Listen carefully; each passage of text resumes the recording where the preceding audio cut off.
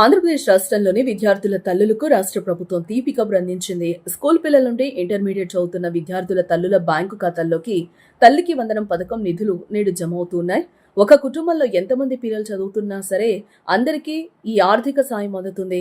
2026-27 విద్యా సంవత్సరానికి సంబంధించి తల్లికి వందనం పథకం కింద 10,120.78 కోట్ల భారీ మొత్తాన్ని ప్రభుత్వం ఇప్పటికే విడుదల చేసింది. రాష్ట్ర వ్యాప్తంగా మొత్తం 67,47,190 మంది విద్యార్థులు, అలాగే 42,70,802 మంది తల్లులు లేదా సంరక్షకులు ఈ పథకం ద్వారా లబ్ధి పొందనున్నారు.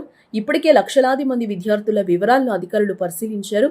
సరిగ్గా నేటి నుంచి అర్హులైన తల్లుల ఖాతాల్లో నగదు జమ చేసే ప్రక్రియ అధికారికంగా ప్రారంభమైంది.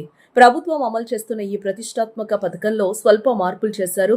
అర్హత కలిగిన ప్రతి ఒక్క విద్యార్థికి చెల్లించే 15,000 నుంచి 2,000ను స్కూళ్ల అభివృద్ధి అలాగే ఇతర నిర్వహణ ఖర్చుల నిమిత్తం మినహాయిస్తారు. మిగిలిన 13,000 నేరుగా తల్లుల బ్యాంకు ఖాతాల్లో జమ చేస్తారు. రాష్ట్ర ప్రభుత్వం ఈసారి ఈ పథకాన్ని 2 విడతలుగా అమలు చేసేలా నిర్ణయం తీసుకుంది. తొలి విడతగా ఇప్పటికే యూడైస్ పోర్టల్ ద్వారా నమోదైన విద్యార్థులందరికీ నేడు నిధులు అందుతాయి. రెండో విడత కింద ఈ ఏడాది కొత్తగా పాఠశాలల్లో అలాగే ఇంటర్ కాలేజీల్లో చేరిన విద్యార్థులకు 30/8/2026 తేదీన ఈ పథకం వర్తింపచేస్తారు. నేటి నుంచి వరుసగా 3 రోజుల పాటు ఈ నిధులు తల్లుల ఖాతాలకు చేరే ప్రక్రియ కొనసాగుతుంది. 1వ తరగతి అలాగే ఇంటర్మీడియట్ మొదటి సంవత్సరంలో కొత్తగా అడ్మిషన్లు పొందిన వారికి వచ్చే నెలలో డబ్బులు జమ అవుతాయి. ఈ పథకం ద్వారా లబ్ధి పొందాలంటే తల్లుల బ్యాంకు ఖాతాలకు ఆధారం అనుసంధానం అయ్యుండాలి. National payments corporation of India mapping పూర్తిగా యాక్టివ్లో ఉండాలి. అలాగే బ్యాంకు ఖాతా కూడా ఎలాంటి లావాదేవీల సమస్యలు లేకుండా సక్రమంగా పనిచేయాలి. ఎవరి ఖాతాలో అయినా సాంకేతిక సమస్యలుంటే వెంటనే బ్యాంక్ను సంప్రదించి సరిచేసుకోవాలి. ఈ పథకానికి అర్హులైన వారి జాబితాను స్థానిక గ్రామ అలాగే వార్డు సచివాలయాల్లో ప్రదర్శిస్తారు. ప్రజలు ఎవరికి ఎలాంటి ఇబ్బందులు లేకుండా నేరుగా సచివాలయాలకు వెళ్లి తమ పేర్లు ఉన్నాయో లేదో పరిశీలించుకోవచ్చు. దీంతో పాటు ప్రభుత్వం ప్రత్యేకంగా అందుబాటులోకి తెచ్చిన అధికారిక సేవల ద్వారా కూడా వివరాలు తెలుసుకోవడానికి అవకాశం కల్పించారు. మనమిత్ర వాట్సాప్ అలాగే లీప్ యాప్ ద్వారా కూడా అర్హతల వివరాలను సులభంగా చెక్ చేసుకోవచ్చు. ఈ జాబితాలో తల్లి పేరు అలాగే విద్యార్థి వివరాలు సరిగ్గా ఉన్నాయో లేదో చూసుకోవడం చాలా ముఖ్యం. ఒకవేళ అర్హుల జాబితాలో ఎవరి పేరైనా లేకపోయినా లేదా వివరాల్లో ఏవైనా తప్పులు దొర్లినా సరే ఆందోళన చెందాల్సిన అవసరం లేదు. వెంటనే ప్రభుత్వానికి ఫిర్యాదు చేయడానికి అవకాశం కల్పించారు. నేటి నుంచి ఆగస్టు 3వ తేదీ వరకు లబ్ధిదారులు తమ సమీపంలోని గ్రామ లేదా వార్డు సచివాలయాల్లో అధికారులను కలిసి ఫిర్యాదులు ఇవ్వచ్చు.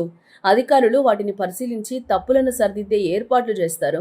రాష్ట్రంలో విద్యారంగాన్ని మరింత ముందుకు తీసుకువెళ్లాలనే ఉద్దేశంతో ప్రభుత్వం ఈ ఆర్థిక సహాయాన్ని అందిస్తుంది.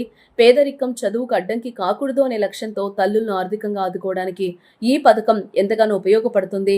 గత ప్రభుత్వ హయాంలో అమ్మఒడి పేరుతో అమలైన ఈ పథకాన్ని ప్రస్తుత ప్రభుత్వం తల్లికి వందనం పేరుతో మరింత మెరుగ్గా అమలు చేస్తోంది.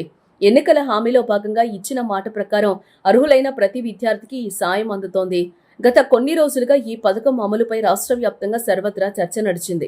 నిధులు ఎప్పుడు జమ అవుతాయనే దానిపై విద్యార్థుల తల్లులు ఎంతో ఆసక్తిగా ఎదురుచూశారు. ఎట్టకేలకు ప్రభుత్వం నుంచి స్పష్టమైన ప్రకటన రావడంతో పాటు నేటి నుంచి ఖాతాల్లో డబ్బులు జమ అవుతూ ఉండడంతో సర్వత్రా హర్షం వ్యక్తమవుతూ ఉంది. పాఠశాలల నిర్వహణ అలాగే పిల్లల చదువుల ఖర్చుల కోసం ఈ డబ్బులు తల్లులకు పెద్ద ఎత్తున ఉపశమనం కలిగిస్తాయి. బడికి వెళ్లే ప్రతి బిడ్డకు ఆర్థిక భరోసా కల్పించడమే ధ్యేయంగా ప్రభుత్వం ఈ కార్యక్రమాన్ని కొనసాగిస్తూ ఉంది. అర్హులైన ప్రతి ఒక్కరూ ఈ అవకాశాన్ని సద్వినియోగం చేసుకోవాలని అధికారులు సూచిస్తూ ఉన్నారు. ఏ చిన్న సందేహం ఉన్నా సమీపంలోని సచివాలయ సిబ్బందిని సంప్రదించి వివరాలు తెలుసుకోవచ్చు.